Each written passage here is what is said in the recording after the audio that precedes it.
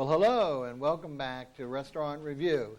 It's Saturday afternoon, the Saturday before Thanksgiving here in New Orleans, and we're hoping you're all having a good weekend, a beautiful weekend here in New Orleans, and we hopefully that you don't mind taking time out of your busy schedule and watching us here on Channel 77. As you know, every Saturday we're here at 3 to 4, Channel 77, and repeats late Friday night. Even though it's Thanksgiving traditional, as you know, we kind of break the mold here. We always looking for new restaurants and new musicians, and we have a non-traditional Thanksgiving show for you today. But I think you'll like it very, very much. But again, our website, for those who, we've been getting a lot of mail lately, but just for those who need information, www.restrevue.com, RESTREVUE.com. Let us know if you want to come to the studio, any particular restaurant or musician you'd like to see, or anything else you want to feedback. We've been getting a lot of out-of-state traffic, people coming in New Orleans wanting to know about restaurants, so we've been answering a lot of emails to that, which really makes us feel good. Even if they're not able to see our show, they know about the website, and they know they can get, hopefully, valuable information. Okay, well, what we're going to do today, as our usual format, is we're going to take a stroll back to the back of our studio. We always like to introduce our new musical guest first, and if you'll follow me, we'll head on back. Okay, let's see. Here we go. We want to introduce you to a New Orleans band called RAMSEY and Van, and we're going to be speaking to the pianist, who's also the lead commentator for us, Mr. Bart Ramsey. Is that right? That's right. Great. Why don't you introduce you? You're from New Orleans? No, you're from... Well, I've been here about 20 years. I'm originally from Chicago. Chicago, the Windy City. Came down here to the music and the food capital. That's right. I thought I had to. Great. Get the heck out of Chicago, and there's only one place to go, New Orleans. There you go. Why don't you introduce the other members of your band? I know one of them is part of the namesake of the band. He is a Van, this is Nettie Van over here. Uh-huh. She's part of the... Welcome. Part of the Enterprise. She's a fiddler and vocalist. And she hails from a little further than you. A little bit further. She's from Rotterdam. That's Rotterdam. And as you may know, and she's been here in New Orleans about 8 years. Great.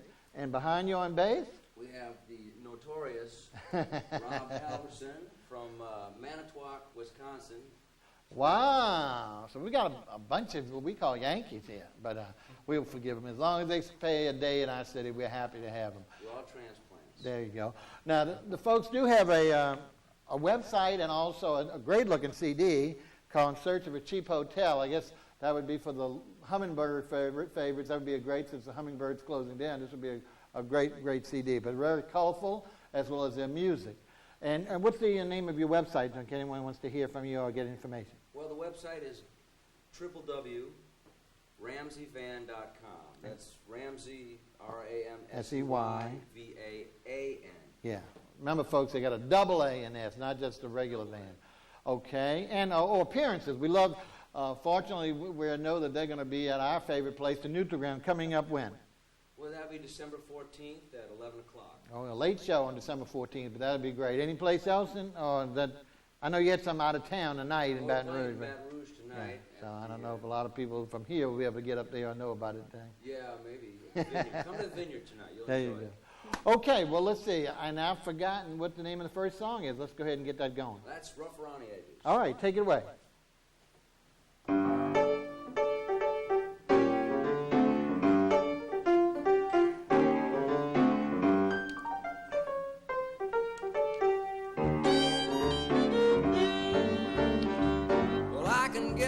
Obsessed, and I can get myself in a mess.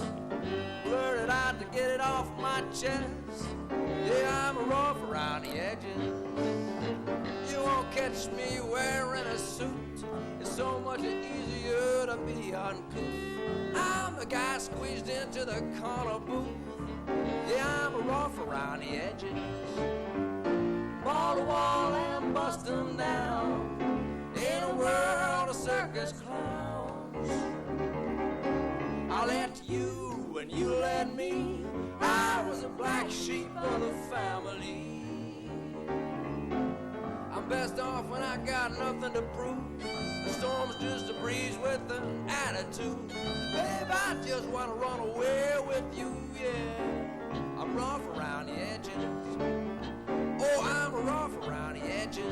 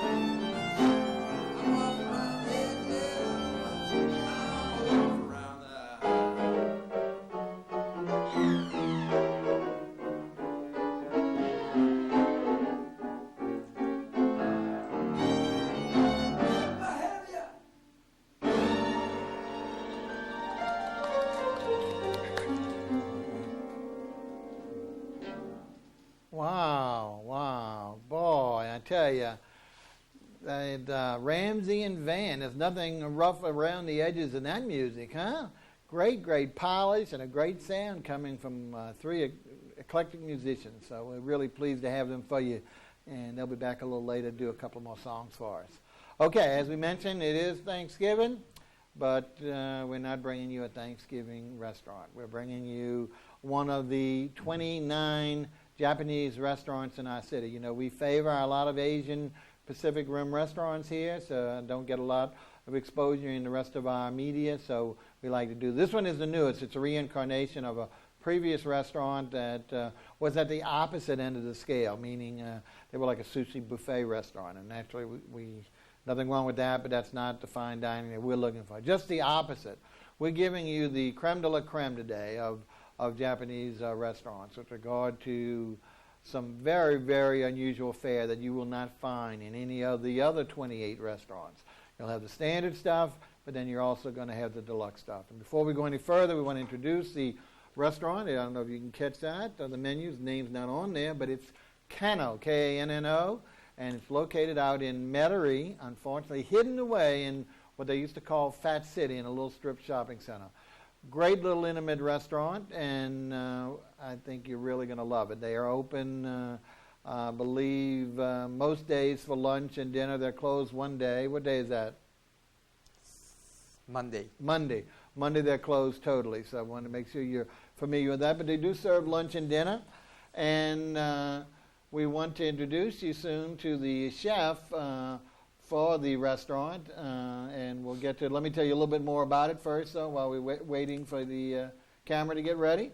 but he is, as I mentioned, located in Fat City. Hard to find, but it's well worth the trip. So we want to make you so familiar with the restaurant today that you'll want to make that trip. I mean, if you're in Metairie, it's not a big deal, but if you're coming from a distance, it's a little hard to find. But it's tucked away. The name of it is Kanno. And like I say, if you take the trouble of finding it, it's going to be well worth your while when we see. Even though there's a lot more sushi restaurants today and all over the community, this is worth the trip, folks. And so if we can go ahead and move forward, we'll introduce you now. The restaurant's owner and executive chef is by the name of HIDO SUZUKI. And we know that's a lot to say, but at the same time, what's really good about it is HIDO, I think he's been dubbed by some of his diners. I don't know where, maybe he'll tell us that, but he really goes by the name of Elvis. And the reason is obviously he bears some resemblance to the late king of the rock and roll. And we're proclaiming him the king of sushi locally. So welcome to the show, El. Thank you very much. Great, great. Now tell us a little bit about yourself, please. Okay. Well, I trained for kind of long time, 5 years in Japan. In which city? Where were you in Japan? Osaka and Tokyo. Oh, Osaka okay. and Tokyo. Great. And my first experience for sushi for the training was I was in San Diego, California. Okay. And I trained, which is it's the restaurant. It's a very famous Japanese restaurant. It's called the Sushi Ota, but it's I worked there for 5 years.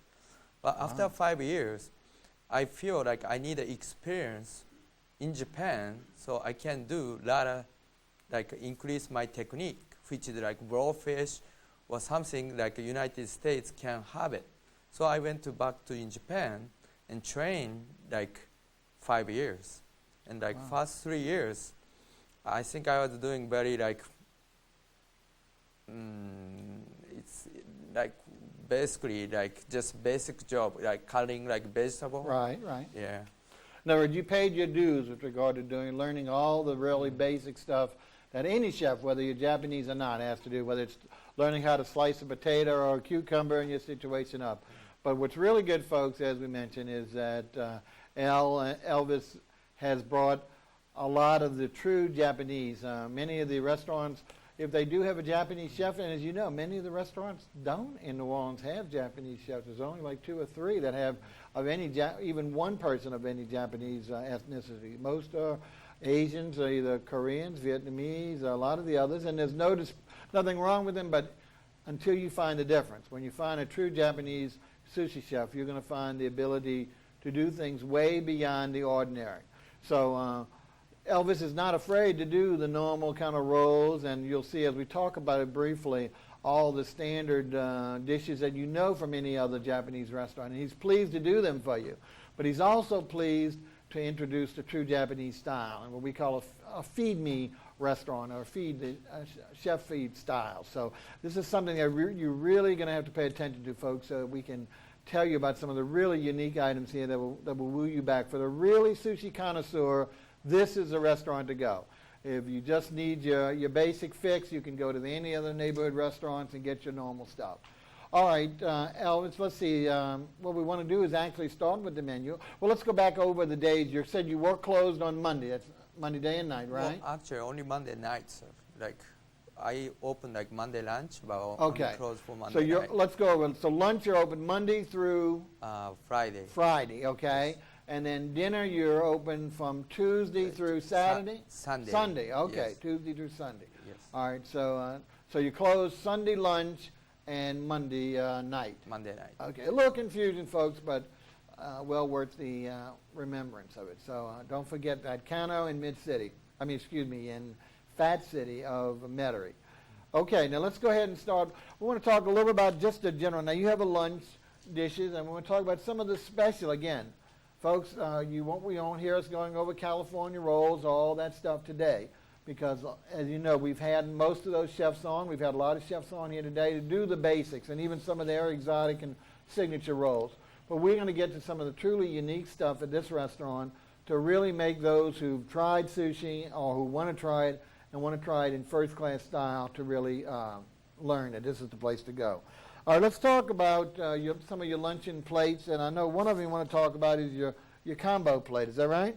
Yes. Okay, tell us about that, please. Well, basically like we do have one that called like a seafood fried lunch. Oh, you're jumping to that one. I thought you were doing the combo. Oh, for the combo. Yeah. Oh, yeah. Did you say you wanted to talk about the combo? Yes, we do have like a sushi combo, which is like one roll your choice, and like 6 pieces of the like sushi come with the soup and salad. Okay. So basically, you get the 6 pieces of the like fresh fish of the day, plus one roll your choice. Yeah. So like whoever like a crunchy roll or whatever, you can choose a roll. Like so that's what we call your basic businessman lunch. Someone who's at lunchtime, got a quick thing, but needs a complete meal. And again, that is probably the closest you're going to find to the similarity of all the other restaurants. So he wanted to talk about it because, of course, it's your bargain basement situation with regard to giving you the whole gamut in a normal environment. But we want to move forward. As you were jumping into one of the neat dishes I asked you to talk about, I think you call it seafood fry. What was it called? Seafood fry lunch. Let's hear about what is that? Well, basically like a fresh seafood of the day. Like I use fry, which is like panko crusted, which is I use fresh bread. Okay, let me interrupt you for a second. Don't take offense here. Again, we've talked about panko being very popular nowadays here in America. It's finally even got in New Orleans. It's a special crusting. Is it what is it? Rice? From what kind of flour is it? Like bread. Bread. Yes. But very, very sweet, great crusting, and more, even the non-Japanese restaurants are using it. So your panko crusting what seafood? Like basically like a shrimp, scallop, whitefish, salmon, and like crab cake. Okay. And so you're crusting those and frying all those. Yes. Excellent. Is it coming with anything else as a lunch? Well, yes. Actually, it's coming like 3 more dishes. It's like for the daily special. Like you get like soybeans sometimes, or seaweed sometimes, or like it's like sometimes barbecue tuna. It really depends. Like so, most like every day it's different. Okay. Now there was one other one we said we wanted to talk about for your lunch. I think it was at the grilled mackerel. Yes. Now again, folks, mackerel is not something that most of the Americans will eat. It is highly revered in the Japanese circles. And here, once again, we're taking it beyond that because what Elvis is doing here is using a special type, hard-to-get mackerel. Why don't you tell us about it, please? Yes. Like a mackerel we use, it's like basically we use like a Norwegian like mackerel. But like people think mackerel is fishy. But like what we use the mackerel is like we kind of marinate with just like a vinegar and Chardonnay, so like they can kill the little like stinky flavor. So then after that, I just grill it.